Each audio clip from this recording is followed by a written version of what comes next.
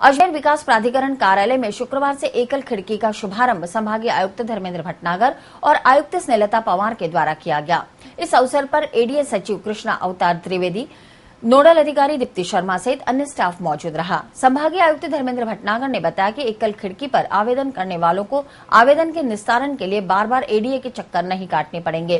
प्राधिकरण की विभिन्न योजनाओं में आवंटित भूखंडों से संबंधित कार्रवाई के लिए आवेदन करने से लेकर निस्तारण तक की सूचना आवेदकों को एसएमएस के जरिए भेजी जाएगी। प्राधिकरण आयुक्त स्नेहलता पवार ने बताया कि शुक्रवार को एकल खिड़की एसएमएस का शुभारंभ किया गया है। प्राधिकरण की एकल खिड़की पर लीज डीड, नामांतरण, कब्जा पत्र, लीज मुक्ति, सब डिवीजन, अवधि विस्तार, हस्तांतरण आदि के निस्तारण की समस्त जानकारी एसएमएस के जरिए प्राप्त हो पाएगी। उसकी दिशा में ही ये एक कदम है कि एडीओ को भी स्मार्ट बनाया जाए और जनोन्मुखी बनाया जाए, इसलिए ये प्रयास किया गया। कमिश्नर एडीए के नेतृत्व में टीम ने बहुत मेहनत करी और इसमें आपने देखा होगा जिस प्रकार से बैंक में व्यवस्था है आजकल, जैसे आपके अकाउंट में ट्रांजैक्शन होता है एसबी अकाउंट में, सेविंग बैंक अकाउंट में, वैसे आपके पास मैसेज आ जाता है कि इतने रुपए आपके जमा हुए, इतने रुपए निकले, तो उससे कस्टमर को पता लग जाता है।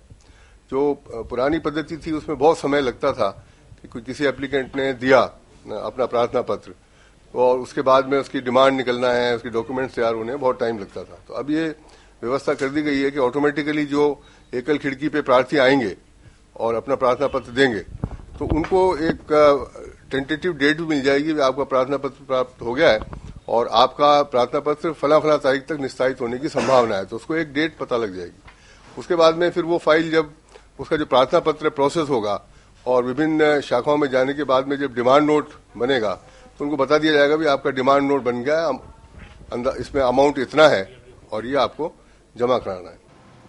राजकीय बालिका उच्च माध्यमिक विद्यालय राजाकोठी गुलाबबाड़ी में शुक्रवार को क्षेत्रीय नागरिकों ने मिल बैठकर विद्यालय विकास की चर्चा की और 1 घंटे में 1,04,000 रुपए नगद राशि इकट्ठा कर विद्यालय विकास कोष में जमा करवा दी। इसके अलावा अन्य भामाशाहों ने स्कूल का मुख्य द्वार पिलर सहित बनवाने और 4 पंखे देने की घोषणा भी की। मात्र 1 घंटे में लगभग 2.5 लाख रुपए का आर्थिक सहयोग क्षेत्रीय नागरिकों द्वारा किसी स्कूल को दिए जाने की शहर में यह पहली घटना है। यह कार्य संभव हुआ महिला एवं बाल विकास राज्य मंत्री अनीता बघेल की प्रेरणा से। शुक्रवार को प्रधानाचार्य उषा कछावा ने विद्यालय विकास समिति आयोजित की, जिसमें अभिभावकों और क्षेत्रीय नागरिकों को आमंत्रित किया गया। बैठक की अध्यक्षता अनीता बघेल ने की। स्कूल परिसर में इन दिनों निर्माण कार्य चल रहे हैं।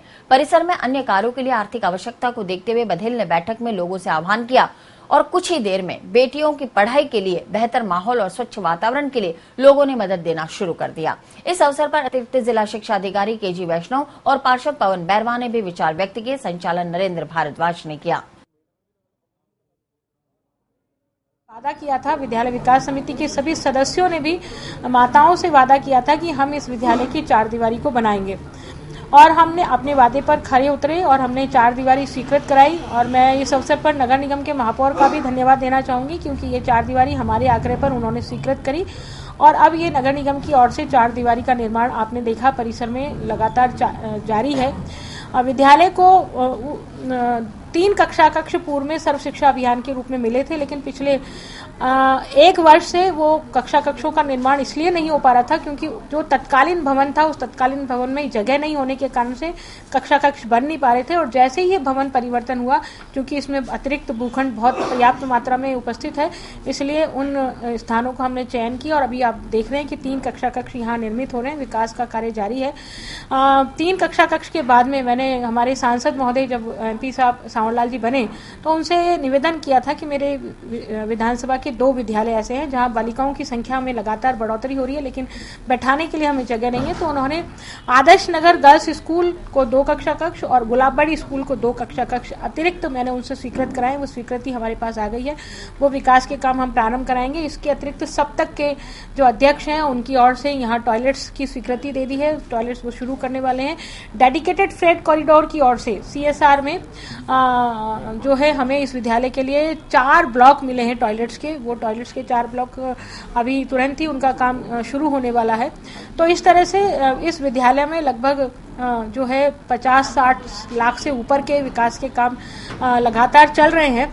आने वाले समय में अभी हमारे जो विजय जी वरिष्ठिया हैं, उन्होंने विद्यालय विकास समिति की बैठक में लगभग 1 से 1.5 लाख रुपए इस विद्यालय के